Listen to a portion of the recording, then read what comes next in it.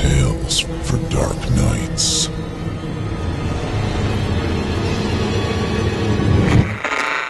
Want to make sure you never miss a Chilling Tales for Dark Nights video again?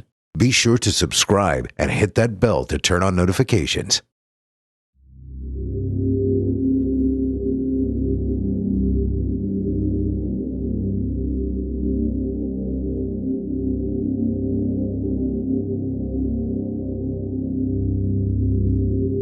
I love Creepypasta. I listen to stories all day, all night. You know, I go to sleep listening to stories. I be hoping for a nightmare. And I listen to all the channels, man. I'm even into that, like that top 10 scary or whatever videos. I love it all. The only thing is, every time I try to talk to a female, I would just literally scare them away. And talking about it never failed. Everything be going good until they see I'm on Instagram following Chilling Tales for Dark Nights and hood horror and stuff like that. And they start questioning me. Then we be riding in the car and I'm playing the Halloween soundtrack or something. And she trying to play some R&B or pop or something. And after a while, she see that we really ain't got nothing in common. One chick went to the movies with me around when The Nun was out, and we was having a good time. But she got mad because she wanted to cuddle and stuff like that, but I was trying to see the movie. She said she was going to the bathroom, and I ain't even noticed she never came back until the credits. She called me lame and a nerd and everything, but hey, I enjoyed myself. The last girl I dated, we went to a haunted house, and she was freaked out so bad she ran out. You know, and I had begged her to come, telling her it wouldn't really be that bad. And, you know, not because so much of the house is what really freaked her out. It was more so the fact that I was just laughing when this woman's head had exploded all over us. I laughed so hard, I really didn't realize how freaked out she was until she texted me later saying, "I hate you." So, it's been a lonely road. But one day I was just scrolling through my gram and I seen a DM from a profile with like thousands of followers, but they wasn't following nobody. They ain't had no pictures or nothing, man, not even a profile picture. They asked me, did I scare easily? The average person would have hesitated, but, you know, I jumped right to a reply. I replied, heck no, don't nothing scare me. A whole day went by before I got a reply. The reply was just a flyer giving me an address to come to a party on a Saturday night. It said to wear a costume. I'm off on Saturdays, so shoot, that's cool, man. I did cosplay, so I had all kind of costumes. I didn't know who I really, should be. I had everything from Slender Man to aliens. I decided to go with the aliens since I'm always the odd one out anyway. I slept all night listening to my favorite channels on YouTube, but my mind wasn't really paying attention. I kept thinking about this party. I wondered could I bring someone with me, but then I realized I ain't had no friends to bring anyway. So I guess I'll just be sliding through by myself. I think I'm gonna be an alien demon at the party. That costume right there should really impress these folks. I was a traditional gray alien with devil horns and a pitchfork that shot lasers. I rigged some laser pointers on the end, man. It was so dope. I slept peacefully once I got my costume figured out in my mind. All that Saturday, I was nervous. I felt like a kid on the first day of school. Seemed like time was going by in slow-mo. Played some Xbox, I watched some Netflix, all that, but it was still only the afternoon time. The party invite was for 7, but think maybe I could leave early, hang out somewhere or something. Then I realized I'd be dressed like an alien demon, and it probably wouldn't be best for me to just chill at the house. I went on and took a nap. I dreamed about the party, man. There was this female there who just glided into the room in a mist, and everybody watched her. She was dressed in a long black robe. She raised her hands into the air and snapped her fingers, and everyone there floated into the air. Everybody except me, that is. She floated towards me and touched my chest. And I looked down and saw my heart beating through my chest. She rubbed it, just rubbed my heart slowly before digging into my chest and pulling it out and letting blood rain all over her. Man, I woke up right then just actually scared. This don't never happen. I never get scared. But before I could figure out what the dream meant, my alarm went off and I had to get ready for the party. On the ride there, I tried to remember the dream, but I really couldn't. I remember blood and a woman, but not much else. It seemed like it was, a long time ago when I had it. I got there 15 minutes early, and I got super nervous, man. I started thinking about my safety.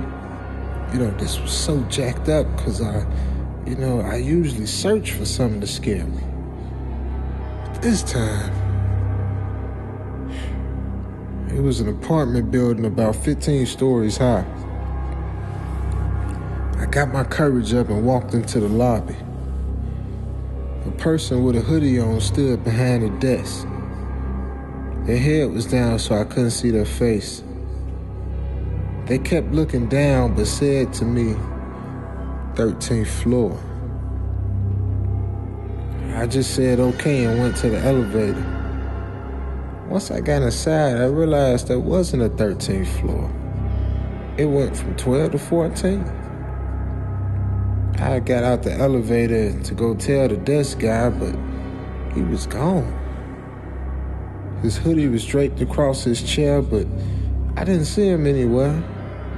I wanted to look around, but I didn't want to be late, so I went back to the elevator, and I just thought about, dang, what should I do?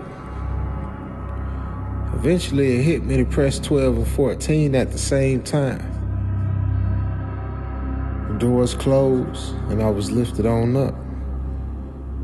My heart was beating so hard, I put my hand over it, and it instantly reminded me of my dream.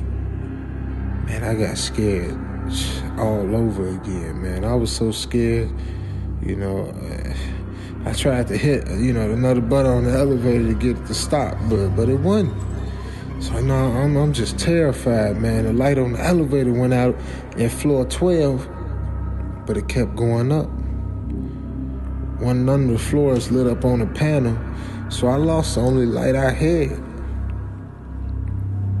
The light elevator music that was playing turned into some really weird music.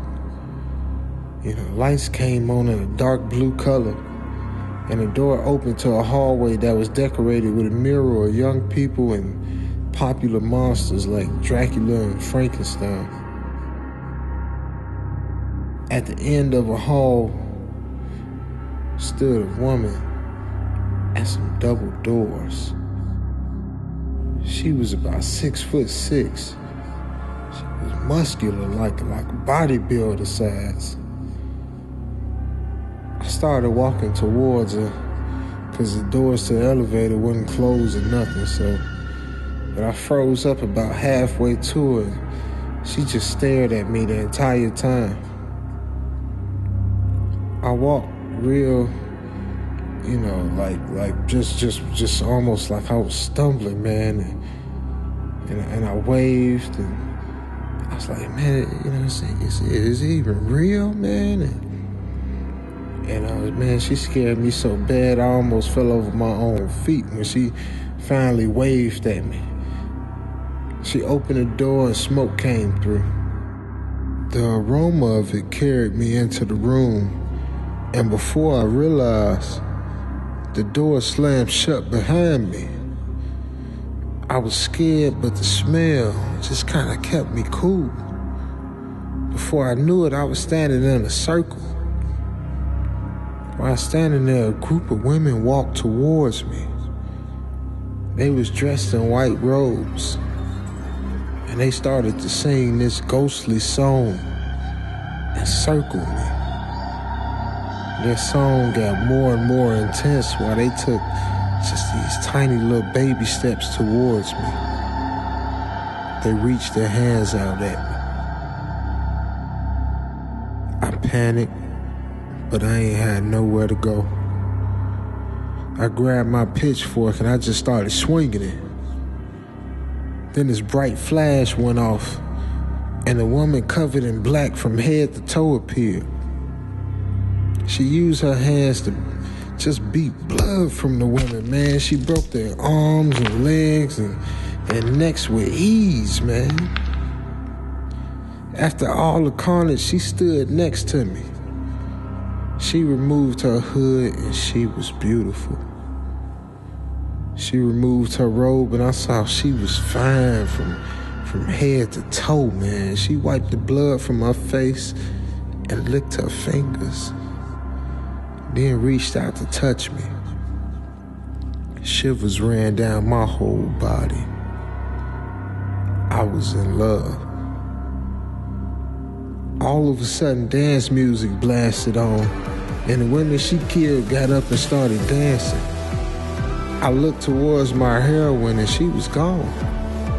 Nothing there but her robe. The women in white came and danced with me, grinding against me, and I started to dance with them. And people were coming out of nowhere, man, just all dressed in costumes and dancing. The lights went dark and the spotlight came on over my fake savior. She could really dance, man. Like, she spun around so elegant, she hypnotized me into dancing with her. I couldn't dance to save my life, but I was getting it in. The people at the party all made me feel welcome, and we talked about horror stuff until the sun came up. You know, my savior wouldn't really say much to me. She just smiled and laughed with a shy look on her face at everything I said to her. I finally asked her for, her number and stuff on the way out, and she gave it to me. I'm in there. Her name is Rihanna. Man, that's a sexy name. Before I knew it, man, we was living together. We went on a few dates, and she told me she was in love, and she was in love with me, I should say. And I wanted her too. So, then she came and said she wanted me to be her husband. And I wasn't ready for marriage yet, but man, I think I'm gonna get there. It shocked me, and I couldn't say no. She was my dream woman. A fantasy come true, man. I was so in love with her. I let her move right in just because she told me she ain't like the people she stayed with.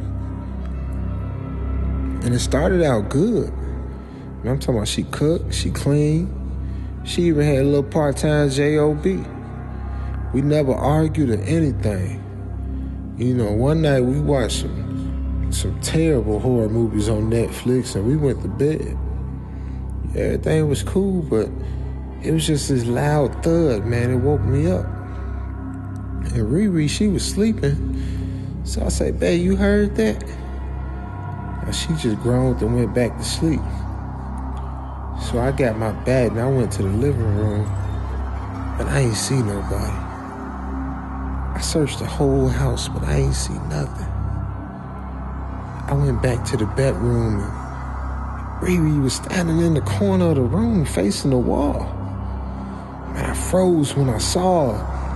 And I called her name a few times before she finally, started to move a little bit. And I walked up to her and I realized she was asleep.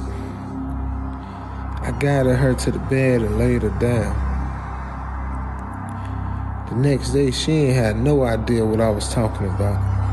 And she assumed I was just playing a joke or something, or I just had a bad dream. When I got home from work, I saw an old woman leaving the house. She smiled a toothless grin at me and got in the old beat-up Buick and slowly pulled away. She left a paper bag on the porch full of old flowers. They smelled sweet and sour at the same time. Riri opened the door and snatched them from me and ran to the kitchen. I followed her and watched her mix them with some other stuff from the cabinets. I watched for about 2 or 3 minutes before I finally said something. "Hey, what you doing with that stuff? And who is that old lady?" She said, "Don't worry, boo-boo. I'm making you some chicken wings with my secret spices, Big Zaddy." She kissed me and shooed me out the kitchen. That dinner she made was the best food I ever had. I'm talking about she put her foot all up in them wings.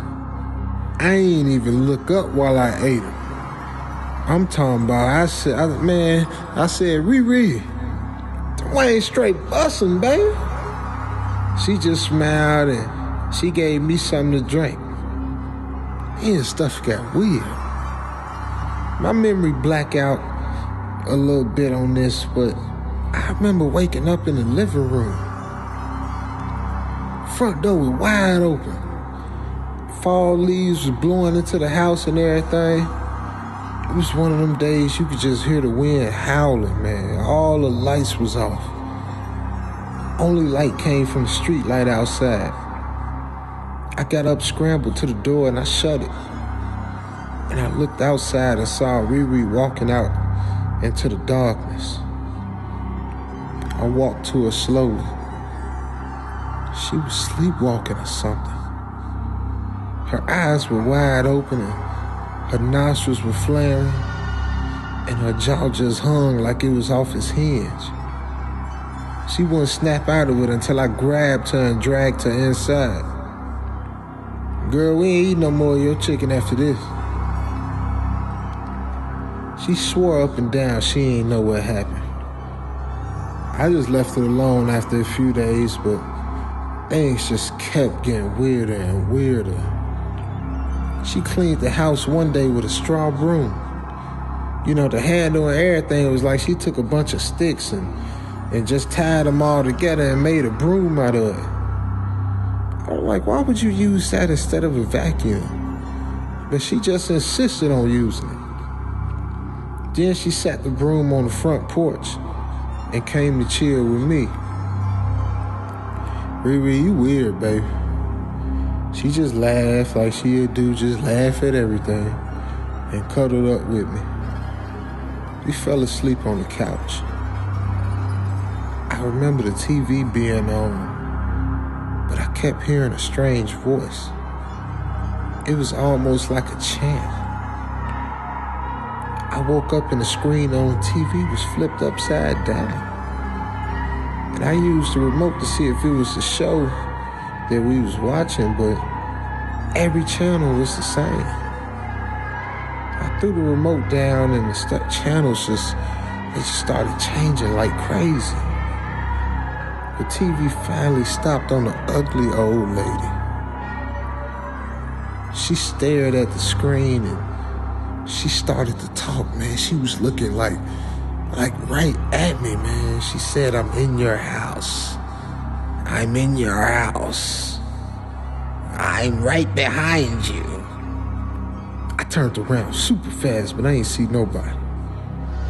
The house was dark and the light switches weren't working. I couldn't even turn the lights on. I walked back and forth through the house trying to find my phone or get a light to work. And an old lady on the TV just watched me walk from room to room. Her eyes watched me, followed me the whole time. I'm in your house, my child. I'm in your... Shut up, you old raggedy trick. I hear you. The chant I heard from earlier came back. It got louder and louder in the house. I could hear it came from outside. It got so cold in the house all of a sudden. And I heard footsteps upstairs. Slow, heavy footsteps. I heard them walk towards the top of the stairs and stop. But I didn't see anybody there. And then all of a sudden, the footsteps started running down the steps. Man, I ran to the kitchen because I heard them getting closer to me, and I tried to get out the door, but I saw a group of somethings outside the door. The footsteps followed me from room to room, man. Oh, I'm finna die. Oh, I know that I'm finna die, man. I was just running, trying to put some chairs in the way, and it was knocking the chairs out of the way, throwing stuff at me, everything. So I finally opened the window and jumped out. The people in my front yard all started walking towards me. And I ran to the street light and turned around, and I ain't see nobody behind me. But I heard the chant again. It was coming from inside the house. It sounded like Riri. I gotta go get my baby, man, and snap her out of it. Took all the courage I had, but I ran up to that house, man. I went up to the bedroom, and I could hear her. I saw her sitting with her back to me, crying and chanting at the same time. I got close to her, and she sprang up and jumped onto me and dug her fingernails into my back and used her legs to wrap my arms up. We fell back onto the bed, and she vomited all over me. I'm talking about black, nasty, stinking vomit just all over me, man. I was drowning in her throw up. My brain burned and my lungs filled with the black, nasty vomit. Right before I died, I woke up. The sun was shining in my face and birds were singing. I'm talking about it was a beautiful morning. What in the world happened, man? That couldn't have been a dream. No way. I ain't never had no dream like that. I know it was real. How did I get upstairs and in the bed, man? I know she ain't carried me up here. What the heck, man? Man, I gotta get this girl up out of here, man. I ain't never been so scared of the spooky stuff, and you know, and now I'm scared to even think about a pasta. Man, she gotta pack her stuff today and get up out of here, man. This don't make no sense. I got out of bed and I called Riri. I heard some coughing and gagging and choking and stuff coming from the bathroom. So I ran in. Riri was over the toilet just throwing up. So I'm like, girl, you okay? I ain't, baby, I think I just dreamed about you throwing up. She said, I got something to tell you, boo-boo. She showed me a positive pregnancy test. My big zaddy finna be a daddy. Gots to be more careful.